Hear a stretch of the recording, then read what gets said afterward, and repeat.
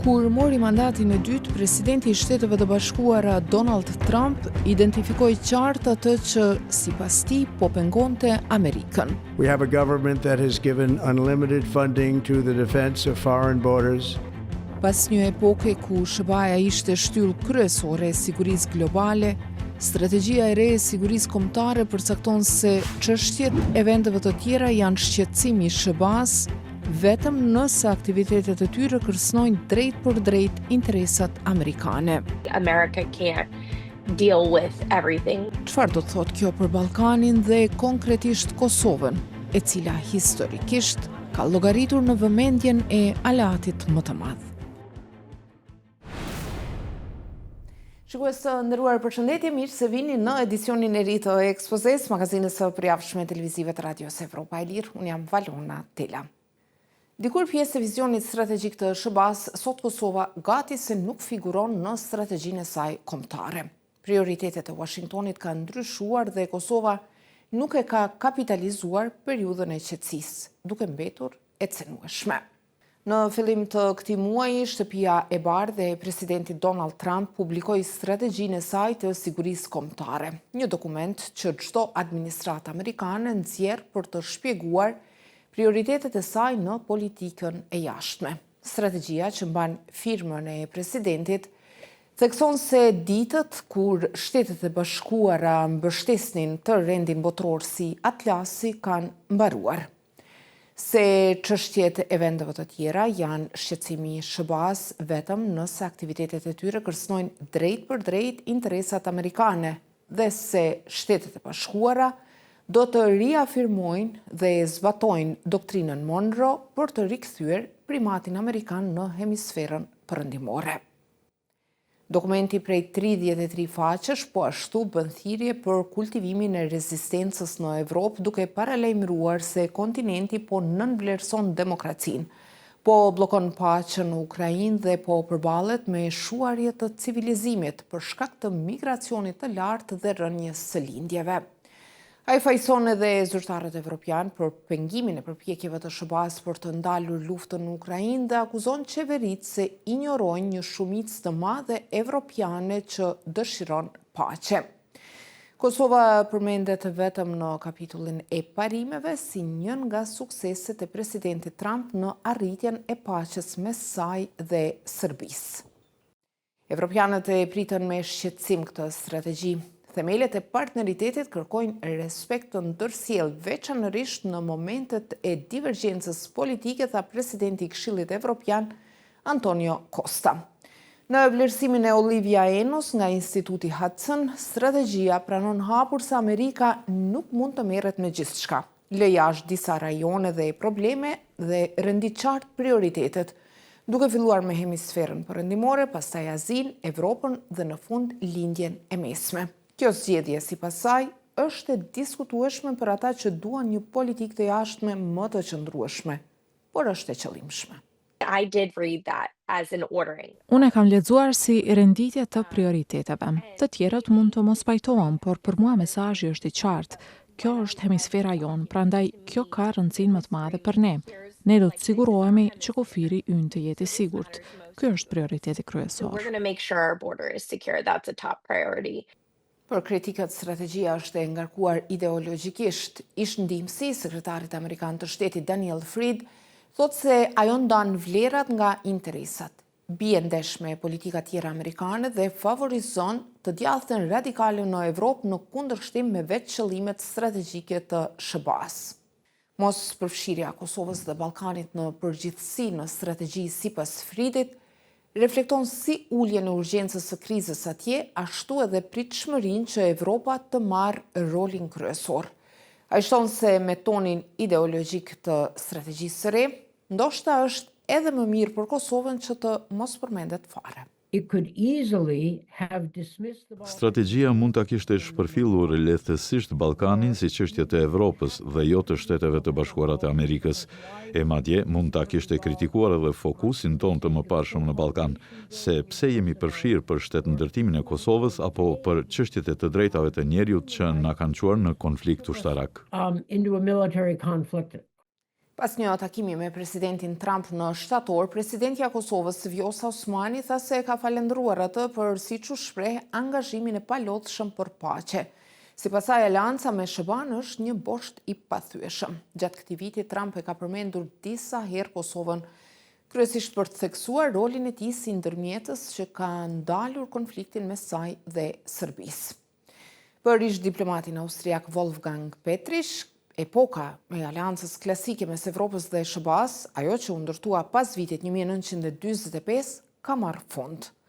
Në Ballkan, thot ai, roli i SHBA-s po të kurret si në aspektin strategjik, ashtu edhe në atë politik. Rajoni shihet gjithnjë më shumë si përgjegjësi evropiane dhe shtetet e Ballkanit, veçanërisht Kosova, e cila nuk është as antare e OKB-s dhe as e NATO-s, duhet të përshtaten me këtë realitet.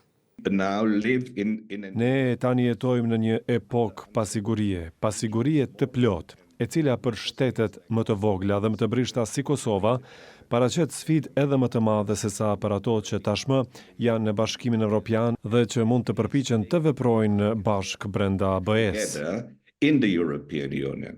Petrish nuk pret shpërthim të një konflikti të ri të madh në Ballkanin Perëndimor, vetëm sepse SHBA-ja mund të ulë nivelin e angazhimit të saj. Ai thekson se Evropa ka interes jetik të mos lejojë një luftë tjetër në pragun e saj përtej asaj që tashmë po zhvillohet në Ukrainë. Kampi amerikan Bondsteel në Kosovë mbetet një element kyç i strategjisë, por pesha e tij në të ardhmen, thot Petrish, do të varet ndjeshëm nga marrëdhëniet SHBA-Rusi. Frid në anën tjetër është më paralajmërues. Sipas tij, rajoni do të bëjë më i cenueshëm nëse Shtetet e Bashkuara zvogëlojnë praninë dhe angazhimin e tyre. Ai vlerëson se Rusia dhe Kina do ta shfrytëzonin një boshllëk të tillë amerikan në mënyra të ndryshme por plotësuese. Kina do të përpiqet të blejë infrastrukturën dhe nyjet kyçe për të fituar kontroll mbi më shumë sektorë të ekonomisë. Rusia do të përpiqet të përdorë disa vende si agjent për të shfrytzuar dobësitë e tyre dhe për të krijuar kaos sa herë të mundet. Në secilin e rast, të dyja vendet do ta shohin Ballkanin si një fushë për realizimin e ambicieve të tyre më të gjera. Një anketë e kryer nga Instituti Ndërkombëtar Republikan gjatë periudhës maj-korrik të këtij viti tregon se udhëheqësit e dy fuqive të mëdha gëzojnë mbështetje të konsiderueshme në disa vende të Ballkanit. Në Serbi, për shembull, 50% e të anketuarve kanë një opinion shumë të favorshëm për Vladimir Putinin e Rusisë, ndërsa 38% kanë të njëjtin opinion për Xi Jinpingun e Kinës. Në Kosovë, vetëm 7% e të anketuarve shprehin opinion shumë të favorshëm për Putinin dhe 6% për Xi'n. E për Trumpin, kjo përqindje arrin në 52%. Frid thot se Evropa, veçanërisht BE-ja, duhet ta marrë udhëheqjen në stabilizimin e Ballkanit Perëndimor, sepse e ardhmja më e qëndrueshme e rajonit është brenda BE-s. Ai nënvizon se BE-ja duhet ta ketë fuqinë për të frenuar elementet agresive në Beograd që veprojnë për nxitjen e konflikteve të reja në Kosovë ose për ta mbajtur Bosnjën të ndarë përgjithmonë. Sipas tij, kur Evropa ta marrë plotësisht këtë përgjegjësi, hapësira për Rusinë dhe aktorët e tjerë destabilizues për të luajtur lojra në Ballkan do të zvogëlohet ndjeshëm. Evropa duhet të marrë udhëheqjen tani. Kur ka dështuar, SHBA-ja është detyruar të ndërhyjë. E kuptoj këtë, por problemi real i takon Evropës, sepse e ardhmja më e mire këtyre vendeve është brenda Evropës, nëse duan të arrijnë potencialin që meritojnë. Bashkimi Evropian konfirmon vazhdimisht angazhimin e tij për perspektivën e antarësimit të Ballkanit Perëndimor në BE. Samiti i radhës BE Ballkani Perëndimor do të mbahet më 17 dhjetor në Bruksel. Prej vendeve të rajonit, vetëm Kosova nuk është ende kandidate për antarësim. Petrish thot se Kosova gjithmonë do të ketë nevojë për marrëdhënie profesionale dhe të qëndrueshme me Washingtonin, por ajo duhet i përshtas pritjet dhe të shmang supozimin se SHBA-ja do t'i rregullojë problemet rajonale si në fund të viteve 1990. Sipas tij, siguria dhe progresi i Kosovës do të varen shumë më tepër nga integrimi evropian, stabiliteti politik i brendshëm dhe arritja e kompromisit të vërtet me pakicat. Compromise is the essence. Kompromisi është thelbi i demokracisë.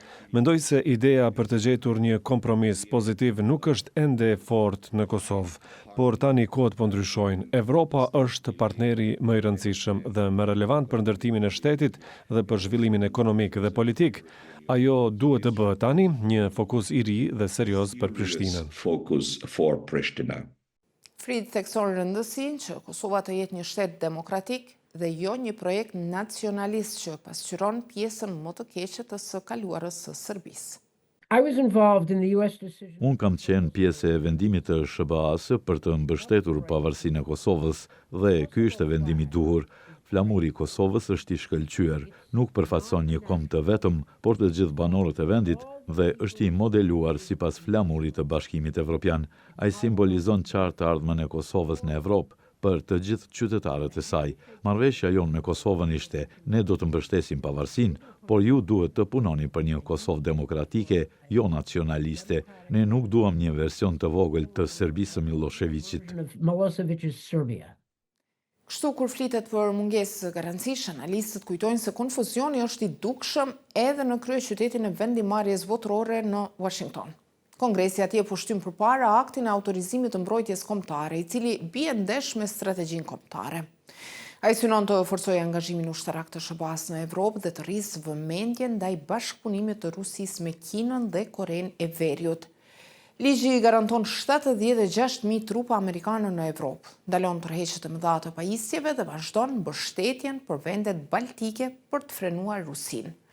Në pjesën për Ballkanin Perëndimor thuhet mes tjerash se është në interes të përbashkët të SBA-s dhe vendeve të këtij rajoni që ato të kenë rritje dhe zhvillim ekonomik të qëndrueshëm. Shikues të nderuar, kaq për këtë edicion të ekspozes. Unë ju falenderoj për vëmendjen dhe për të rejat e fundit ju uftoj të na vizitoni në faqen tonë në internet në adresën evropailir.org. Na përcjellni edhe në Facebook, X, Instagram dhe YouTube. Bashkë takohemi të premten e ardhshme. Mirëmbëjtje.